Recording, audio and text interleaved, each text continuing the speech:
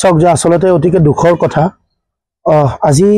আপোনালোকে গম পায় যে ট্ৰেণ্ডত থকা যেটো বাংলাদেশী খেদা অসম চৰকাৰে যেটো পদক্ষেপ গ্ৰহণ কৰিছে ভাৰত চৰকাৰে পদক্ষেপ গ্ৰহণ কৰিছে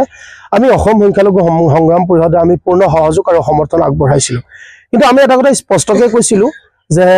প্ৰকৃত বাংলাদেশী ধৰি লৈ যাওক যেটো 1971 ৰ পিছত যিসকল বাংলাদেশী অসমত সোমাইছে হিন্দু হক বা মুছলমান আমাৰ কোনো কবলগীয়া নাই তেওঁলোকক খেদি পঠিয়াব লাগে কিন্তু দেখা গল যে একাংশ আপোনাৰ বাংলাদেশী নামত চৌধুৰীৰ ওপৰত যেটো অন্যায় অত্যাচাৰ কৰা হৈছে মই যিখন ঘৰত আহি পৰা আজি উপস্থিত হৈছো ইতিমধ্যে মই দেখা পালো কবলগীয়া তেওঁলোকৰ ফ্যামিলি কোনো নাই আতংকিত হৈ আছে মানুহবোৰ এতিয়া নাই তেওঁলোকৰ ওপৰতো মানে পুলিশ প্ৰশাসনে বিভিন্ন সময়ত তেওঁলোকক যোগাযোগ কৰি আছে যে মানুহখিনি থানাত যাব লাগে মানুহখিনি ভয়ত আতংকিত হৈ আছে কিন্তু মই দেখা পালো যিসকল ব্যক্তি আছে কবলৈ গলে সম্পূৰ্ণ মানুহ খিলঞ্জিয়া হয় আপোনাৰ মুছলিম গৰিয়া মুছলিম হয় তেওঁলোকে কিন্তু আজি চকুলো টুকিছে খাইৰুল মাষ্টৰৰ কাৰণে তেওঁলোকে 1930 চনৰ মাটিৰ পট্টা আছে তেওঁলোকৰ হাতত জৰীপ আছে বিভিন্ন ধৰণৰ নথিপত্ৰ থকাৰ পিছত কোন যুক্তিত খাইৰুল ইছলাম নামৰ এজন এলপি স্কুলৰ শিক্ষকক এনেদৰে নিৰ্মম কৰি পেলাই নি বাংলাদেশৰ বৰ্ডাৰ পাৰ কৰিবলৈ থৈ আহিছে আমি আচৰিত হৈছো মই এতিয়াও কৈছো যে কিছু মানুহে মোক প্ৰশ্ন কৰিব যে আমি বাংলাদেশী পক্ষত নেকি মোৰ স্পষ্ট কথা আমি অসম সংখ্যালঘু সংগ্ৰাম পৰিষদৰ বাংলাদেশী যিসকল বাংলাদেশী খেদি পঠিয়াইছে প্ৰকৃত বাংলাদেশী যদি হয় আমি তেওঁলোকক খেদি পঠিয়াত আমাৰ কোনো দ্বিধাবোধ নাই কিন্তু আমাৰ সংকোচ আছে আমি তাৰ বিৰোধ কৰিম যদি বাংলাদেশী নামত চৌধুৰীৰ ওপৰত অন্যায় অত্যাচাৰ হয় আজি ইয়াত আপোনাৰ মাষ্টাৰ খাইৰুল ইছলামৰ তেখেতৰ গাঁৱৰ মানুহ আহি পেলাই আজি তেওঁলোকে কৈ আছে যে তেখেত প্ৰকৃত আমাৰ অসমৰ হয় অসমীয়া হয় খিলঞ্জিয়া হয় হে ব্যক্তি আপোনাৰ দেউতা আপোনাৰ হল অসমৰ ভাতৃ অসমৰ বা তেখেতৰ চাচা খুৰা প্ৰত্যেকজন ব্যক্তি অসমৰ হয় হঠাৎ এজন ব্যক্তি বাংলাদেশী কেনেকৈ হৈ যায় গতিকে স্পষ্ট কথা এইটো চৰকাৰে 2026 চনৰ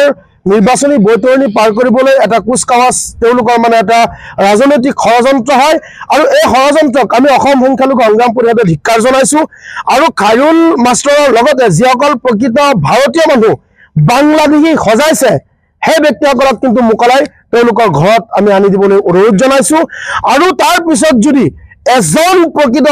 আপোনাৰ নাগৰিকৰ ওপৰত যদি বাংলাদেশী দি লগাই পেলাই ষড়যন্ত্ৰমূলকভাৱে যদি কোনো অন্যায় অত্যাচাৰ কৰা হয় আমি অসম সংখ্যালঘু সংগ্ৰাম পৰিষদে ৰাজপথ অৱৰোধ কৰি পেলাই আপোনাৰ লাখ লাখ মুছলমান মানুহলৈ আমি প্ৰতিবাদ কৰিম কাৰণ বৰ্তমান আমাৰ অস্তিত্ব ৰক্ষাৰ সময় বৰ্তমান আমাৰ নিজক ৰক্ষাৰ সময় এই সময়ত কিন্তু আমি কোনো দল বা সংগঠন বুলি কথা নাই প্ৰত্যেকটো মাইনৰিটি আমি ঐক্যবদ্ধ হৈ পেলাই মাইনৰিটি সংগঠন আমি তাৰ প্ৰতিবাদ কৰিম এনেকৈ দুৰ্ভাগ্যজনক কথাটো হ'ল আমচু হ'ল মাইনৰিটি মানুহৰ কাৰণে এটা হিয়াৰ আমচু এটা বহুত ডাঙৰ এটা সংগঠন নিউজ লাইভৰ দৰে অসমৰ এটি প্ৰতিষ্ঠিত স্যাটেলাইট চেনেলত এজন ষ্টুডিঅ'ত বহি থকা জনপ্ৰতিনিধিক শৃংখল চলিহা নামৰ এজন অভদ্ৰ মদাহীয়ে যেতিয়া মদ খাই ষ্টুডিঅ'ত বহি পেলাই ক'ব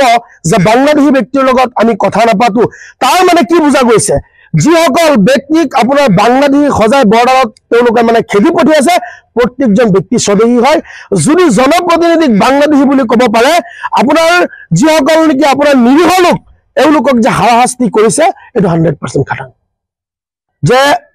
প্ৰথম কথাটো হ'ল আপোনাৰ ইয়াতকে ডাঙৰ কোনো পৰিচয় দিবলগীয়া নাই তেখেত এজন আপোনাৰ চৰকাৰী শিক্ষক এজন চৰকাৰী শিক্ষক টকাৰ পাছত সেই ব্যক্তিজনক ডিবুটা বনাইছে মই স্পষ্ট ভাষাত আজি আপোনাৰ শিক্ষক খাইৰুল ইছলামৰ ঘৰত থিয় পেলাই মই কৈ আছো যিজন ব্যক্তিয়ে খাইৰুল ইছলাম সাহাবক তেখেতক আপোনাৰ চৰকাৰী চাকৰি দিছে প্ৰত্যেকজন ব্যক্তি যদি খাইৰুল ইছলাম বিদেশী হয় বাংলাদেশী হয় তেওঁলোক বাংলাদেশী নহলে তেখেতক কেনেকৈ চাকৰি দিয়ে এজন চৰকাৰী চাকৰি পোৱা ব্যক্তিক কোনো পধ্যে বাংলাদেশী হ'ব নোৱাৰে স্পষ্ট কথা আৰু যিসকল ব্যক্তিয়ে এনেধৰণৰ অন্যায় অত্যাচাৰ কৰিছে মই কৈ আছো ওপৰৱালা এজন আছে এদিন নহয় এদিন আমি মৃত্যু হ'ম মৃত্যু হোৱাৰ পিছত যিসকল ব্যক্তিয়ে বি বুটাৰ নাম লগাই বাংলাদেশী নিৰীহ লোকৰ ওপৰত জাপি দিছে মৃত্যু